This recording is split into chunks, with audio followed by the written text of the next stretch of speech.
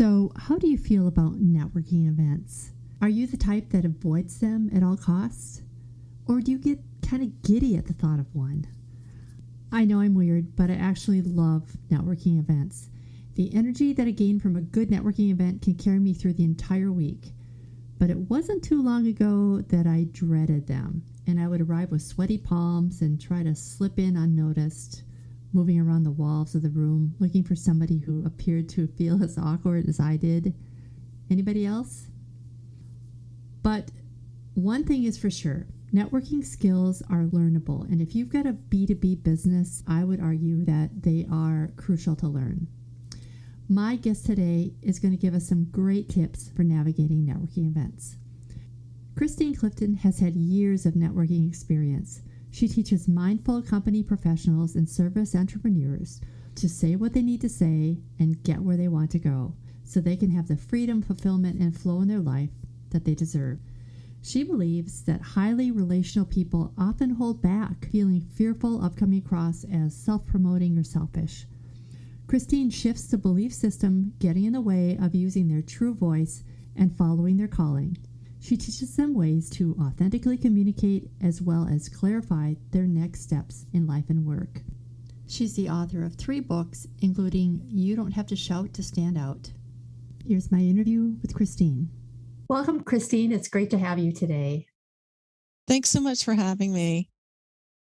So, Christine, you're here to talk about networking. Tell me your story. What led you to become an expert on the topic of networking? Well, I certainly didn't set out to be one. I spent 20 years in corporate and decided to start my first coaching practice as I left corporate. And I bumbled around doing what I saw other people doing. And the funny thing is that they're not taught how to do networking either. So I start mimicking what I'm seeing, which isn't educated networking. And things just weren't showing up like I thought they would in terms of my activities. I'm a bit of a root cause gal. I'm just naturally interested in what is the root cause of a problem. And as I started looking at what I was doing and where things were working or not working, I started creating a bit of a ecosystem for myself in terms of activity. And then people wanted to know how I was doing it. And I started teaching people. So that's my quick evolution of how I got here as a networking. And it's really more of the actual conversation. I'm a bit of an introvert, though I'm technically an ambivert. And so I was attracting a lot of people who were introverted as well. And when I polled them to find out what their biggest pain was when networking, they said things like, the first stepping up to a group of people, what do you say? Or if somebody says something that we don't know how to respond to, what do we say? And so it all kept coming down to, what do I say? And that's where my expertise started growing, was the actual conversation, not just the networking 101 stuff. Oh, that is interesting, because one of the questions I had for you is that when you do walk into a networking event, it can be a little awkward if you don't know people. And I'm kind of weird in that I love going to networking events. I always leave more energized than I came. But I know there's a lot of people who are more introverted that just hate going to networking events. So what do you have to say to people that know they need to network, they know they need to go to the events? What tips do you have for them? Like, what do you do when you walk into the room? It can be super awkward at first. Yeah, it sure can. And actually, I used to teach dance as well. And one of the big challenges for people was turning. And I would say, hey, it's not about the turn. It's about the step before the turn. If you're off balance on the step before the turn, your turn is going to, stink. Same thing with networking. What's the step before you go networking? And so the biggest tip I have is, especially if it's the first time going, call the organizers, message the organizers, let them know it's my first time. Is there a particular process that you use here? Do you have a cards table? Whatever kind of opening question you might be comfortable with. And the people hosting are going to be thrilled because they're hosting a networking event. So they want people to come. So that's my Right. first tip that few people do. Contact the organizers. And another idea is to also volunteer to set the room up before the event or with them. And the reason that can be key for people who are a little more on the quiet side is that then you're there already as people are arriving. And Gotcha. it's usually more comfortable that way when people start floating in the door. And then you've had those little conversations with the people who run the group before people arrive, and you can let them know who you want to meet or who would be a good connection for you, and you can ask them to introduce you. That's a Yes. great tip. Mm-hmm. Yeah, I know that I would often offer to just be at the registration table when people came in, because then you get to meet everybody, and it's a less, uh, I guess, a less awkward thing if you're just saying, "Hi, what's your name?" So I can get your name badge, versus walking up to somebody or a group of people, which is, I think, even harder. Like walking up to a group of people and kind of introducing yourself when they're already in a conversation. So I love that tip. I think it's a great one. Yeah. Uh, so, what kind of conversation do you recommend people have? Is there some sort of, like you said, it starts before you go to the networking event? Is there something in which you can mentally do to prepare yourself for going in the room? Or, I don't know, what do you just approach with a list of questions? Or how do you like pre-plan for an event like that besides contacting the event organizer? Sure. That's another thing that I did wrong when I first started networking is that I was just going to anything and everything. And I began to be spending so much time networking and not getting any results from it. And I'm, I don't know about you, but I like to get the most out of any energetic output I choose to do. So I had to look at how could I be more efficient at this thing while still being my natural relational self. We all hate that networker that deals out their business cards like a poker hand, when we meet them. And we don't want to be like that. That's icky. And if you talk to a business owner, they'll tell you, well, I have a marketing plan, I have a business plan. And I say, do you have a networking plan? And then there's crickets chirping. And so they don't even think about, yeah, networking is in my marketing plan, but what is your networking plan?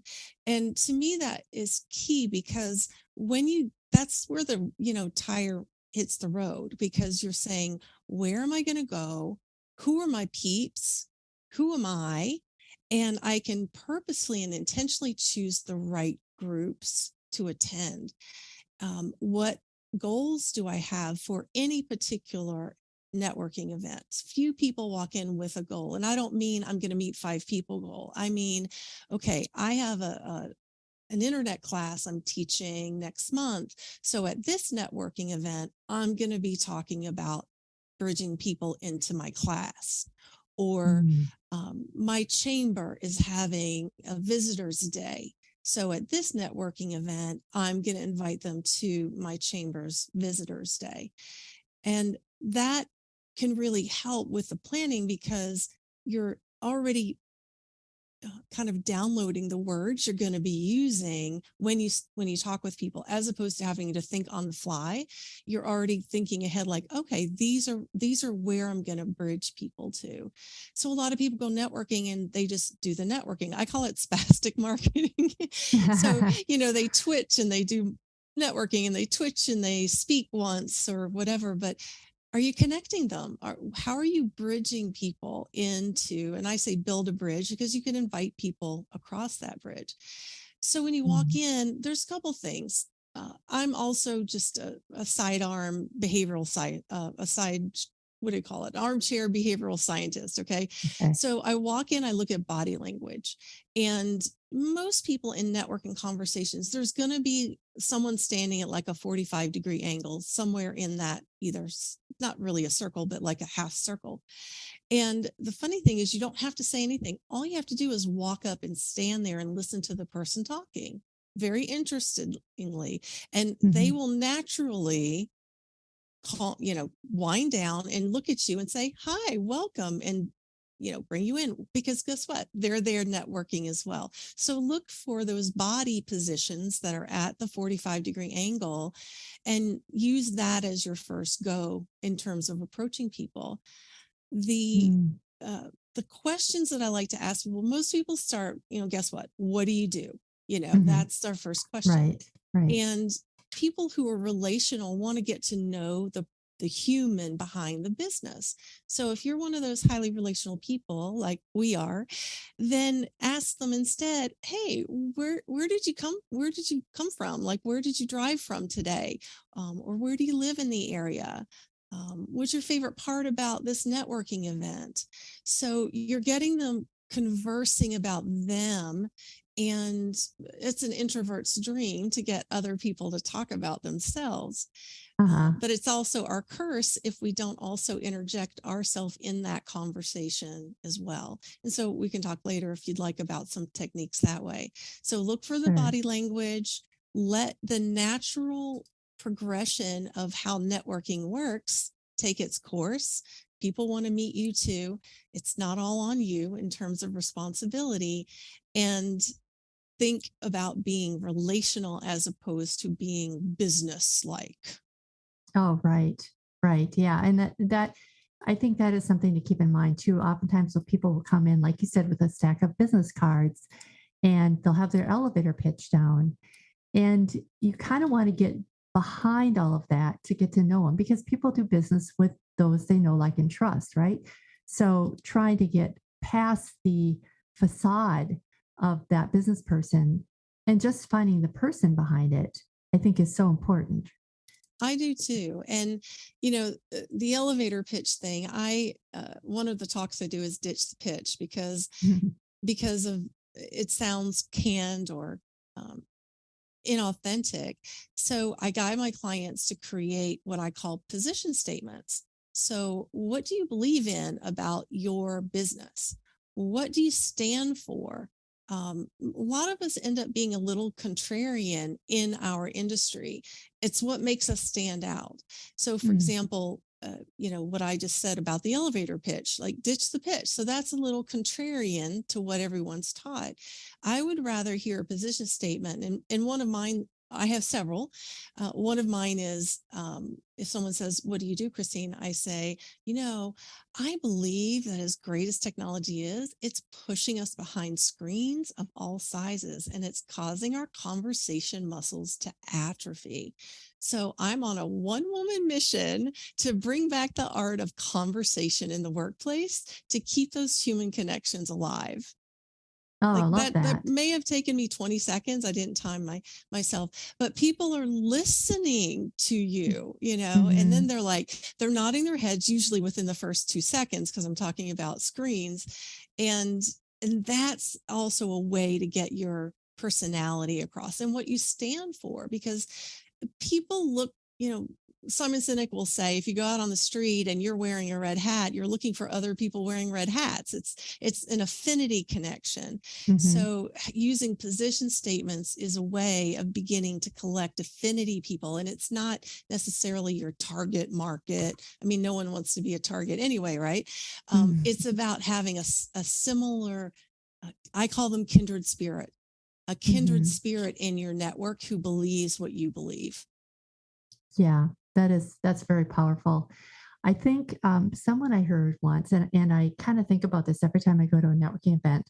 They said they walk in there with the idea in mind that they want to serve everybody in the room. So they will approach people and, talk a little bit, but then say, how can I help you today? And people are thrown off by that because they're not looking for that in, somebody they meet there. They're looking for somebody who comes in with a sales pitch, and I think it kind of throws people a little bit, but it also opens the door to what you're saying is that you're a human being, you're a very giving person. That's another great way to make connections, I think. Oh, absolutely. Yeah, for sure. And to your point, it's about also asking who you are. What I'm a bit, because I'm a word nerd, I'm a bit of like Mrs. Seuss as well. And I like things to have cadence to them, and I love alliteration. Hmm. So I'll say, who are you? Who are they? What do you do? And what do you say?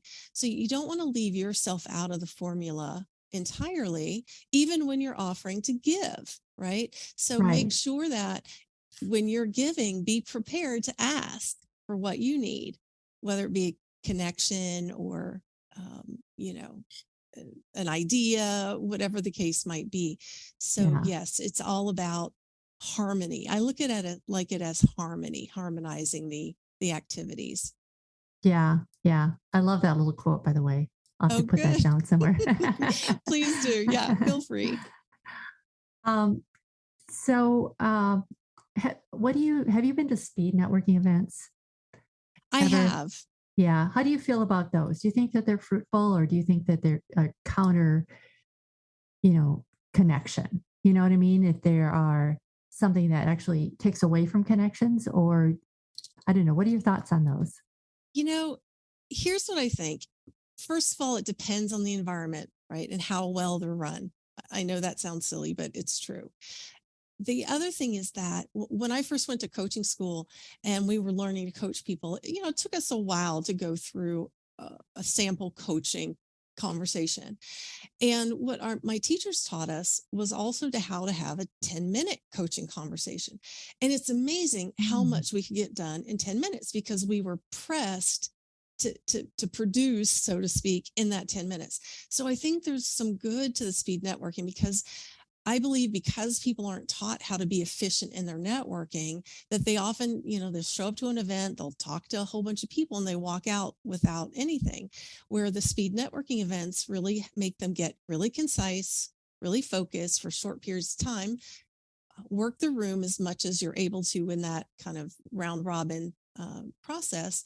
And then you can always go back to the person or set up a follow up with that person that really piqued your interest at the end of that. So I think Mm. I think it for the most part it's a good thing. I wouldn't solitarily or only do speed networking, but Mhm. I think it's good. I think it teaches people that you can get a lot done in a short period of time, and it teaches us to take, I like to say, how do you eat an elephant? It's a bite at a time. You don't want Mhm. to be fire hosed when you're networking. It's like, I want to meet you first. I want to date you next. Then we'll go steady. Right. Then Right. maybe, you'll propose. So remember that you're not going to necessarily sell at a networking event. So just take that first bite, get that first meeting, and then again, your networking plan. What process, what ecosystem do you want to put in place in your business to invite people to that next step after the networking? And that can Mm. vary based on who you are, what you prefer as well. If you want to be efficient, if you want to meet in person, or would you rather do it on Zoom or the phone? Like, you get to Mhm. choose, but be ready for that next step because the follow up is the second most biggest pain point for people who go networking because they'll say, I have a stack of business cards at the corner of my desk collecting dust. What do I do? And I'm like, well, I can tell you what to do with them, but I can also tell you how to avoid that. And that the point is that you want to bridge at the networking event right there. Either Yeah. get permission or go ahead, get permission to contact them or send them your booking link or go ahead and get it on your calendars. That's the easiest way because then you don't have to get bogged down in how do you follow up and chasing somebody down to try to book something. Yeah. Yeah. I think, nowadays what I've noticed is that so many networking events and conferences too, they will, instead of handing out business cards, they will have a QR code that on their badge that everybody should scan, which in itself is a little bit weird and awkward because you can be talking with somebody and suddenly you'll have to say, excuse me, do you mind if I scan your badge? And so you do that, but in a way, what you're saying is that you are making that connection right there. So they know that you're interested in following up with them because you're scanning their badge. Whereas before, everybody would just grab a business card, and then I would follow up on LinkedIn or something like that usually. But yeah, I don't know. Do you have an opinion about the QR codes? I kind of Yeah, don't like them as well, but I I don't know. I personally just don't me. either. I think, again, I think you and I might be a particular psychographic that don't. The first, I was exposed to that as a concept way before it got popular. And I, I really felt like, I don't know, constriction in my body about it. The other thing is that I think business cards can be fun and they can also be different. Mhm. I've had wooden nickels as my business cards. I've Mhm. had square business cards. It to me, the business card can also be this thing, this tangible thing that people remember you by. And many Yes. people have a tendency, and I'm one of them. When something goes into an electronic device, it's out of sight, out of mind. Yes. Yes. Whereas when I bring, if I were to bring one of my wooden nickels home, or it's actually called a round to it. I don't know if you ever heard that joke. It's a round and it says to it, TUIT across it. Like, are you ready to get around to it? And at the Oh, that's time I was doing funny. marketing, telemarketing for solopreneurs. So again, I'm quirky and silly. That's my personality. It might not be everybody's, but I tell you, people still tell me today I've got that wooden nickel, in the top drawer of my desk, and so why not have fun with it? So, and remember, Yeah. it can be a both and. Yeah. Right. So Yeah. use the Yes. QR code and also say, and you know what? I'm a visual person. So if you have a business card, I'd like that as well. Yeah, You yeah. know, And I think you're 100% right about business cards. They reflect your brand and your personality. And I have a lot of people that say, "Oh, I love your cards." And mine happen to be square too and a little larger. So they don't fit neatly in the stack, which I think is a benefit to a business card. But like you, I like to have a visual reminder. I've got so many things going on and so many things in my phone that if I don't deal with it right away, I'm going to forget about it. And it's just not going to happen. So, one thing I've really found interesting is that I have been going to a networking event and I don't do a lot of them anymore because they really do eat up time and it's hmm hard. So, you have to be really choosy about what you say yes to and what you let go. Is an event here in Austin called the Table Network. And what I love about it is that they take each table and give them more in depth questions.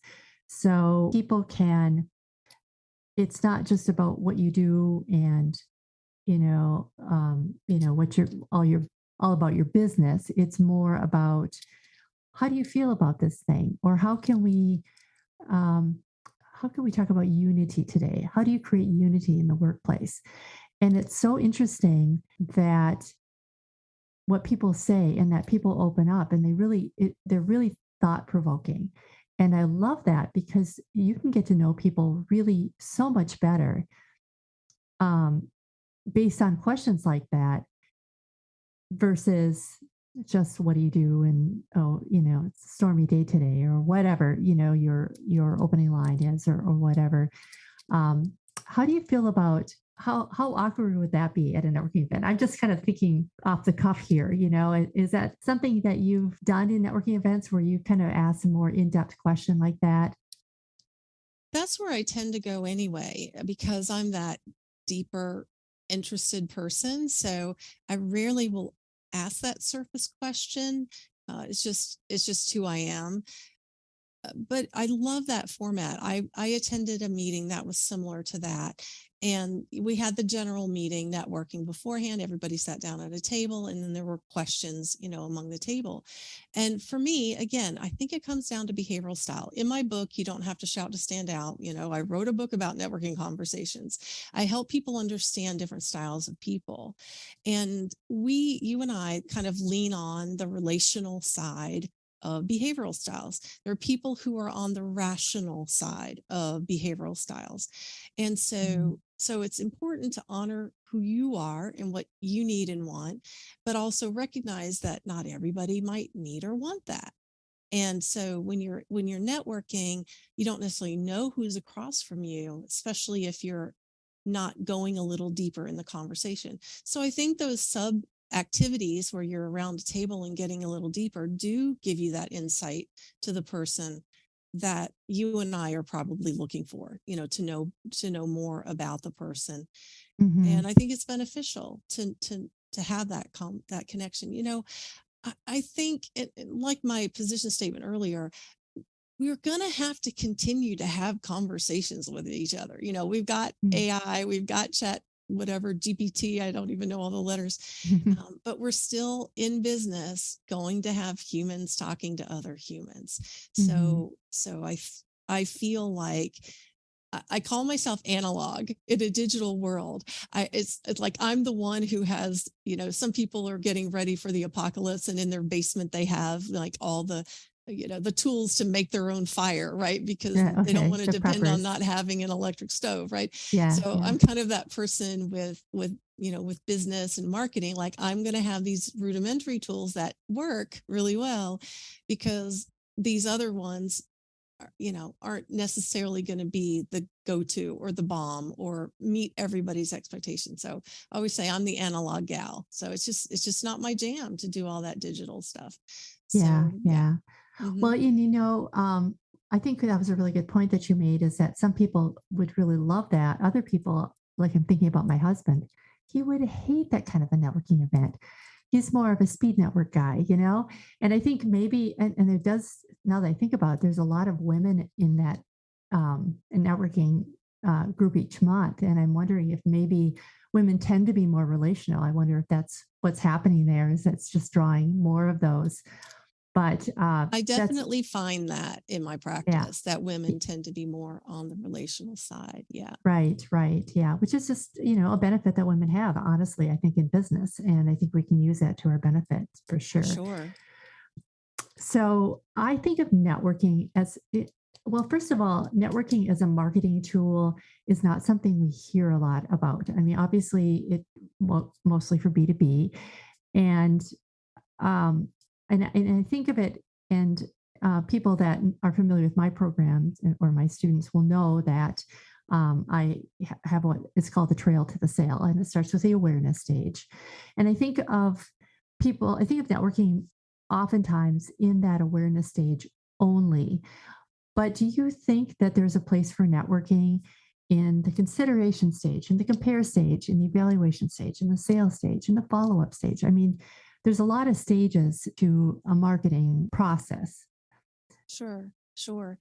I definitely think it plays a role. Like you, I am very discerning about where I go networking and how. Um, I call it ROTI, return on time investment. Am I Hmm. getting the return on time? I want my conversion rate from networking to either one-on-ones or sales conversations or whatever the ecosystem is that I've set up for that. I want a high conversion rate. And so using networking, if you're that person who likes the face to face and that's your jam. One of my clients, she didn't like networking at all, very much an introvert, was starting her business, was a year and a half in when she found me, just wasn't working like she thought. So after a couple of years went by as we were growing her business and getting her more clued in, and we decided to start a VIP networking event as part of her ecosystem. Her business was a fractional CFO Hmm. practice, and she had certain people she wanted to meet at a certain level. Solopreneurs are not her people. And Hmm. so she started having regular events what she invited people to. So she'd go out general networking, meet people who she felt might be kindred spirits and good referral sources. That was another thing that was big for her, in addition to looking for the actual right potential client. So she could just specifically invite people. And then she knew who was there. It was a smaller group. People could get um, more familiar. Sometimes she might have a speaker, other times not. So yeah, she dropped that a little further down the line in your process. Hmm. So it can be used at any stage, and it could be even a lunch. One of my, again, clients who was more introverted, she didn't necessarily want to have one-on-ones with people because, again, time ROTI. So what she had was every first Friday, she reserved a table at her business club. You know, they have those business clubs that are like in restaurants and have restaurants, for a table for 4. And her goal the month prior was to fill 3 seats. So, because one of the seats were hers and the other 3 were people that she really wanted to get to know better. And she'd invite them to lunch.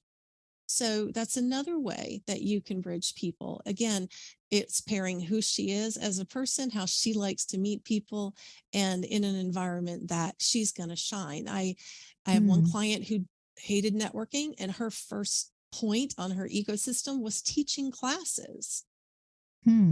So she'd offer a free class or a meditation. She was an energy worker.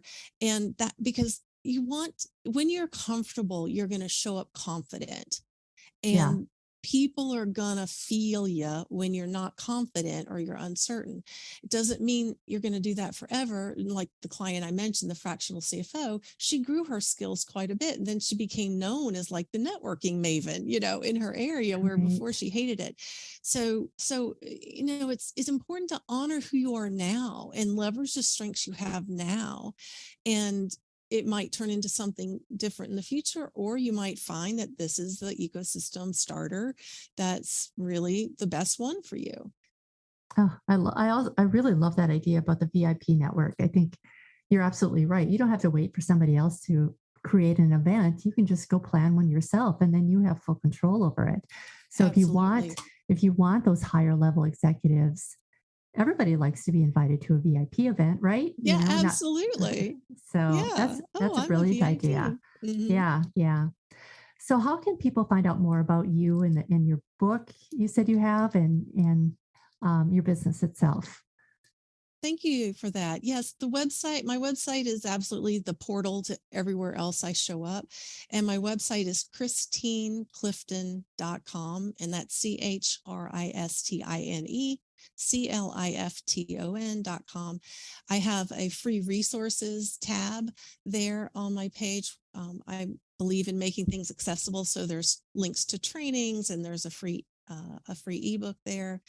And yeah, I've put together what I call the Heart of Networking freebie bundle for your listeners. And Awesome. yeah, and they can grab that at noshoutstandout.com. And they can just put in their info, and they'll get sent to those freebies.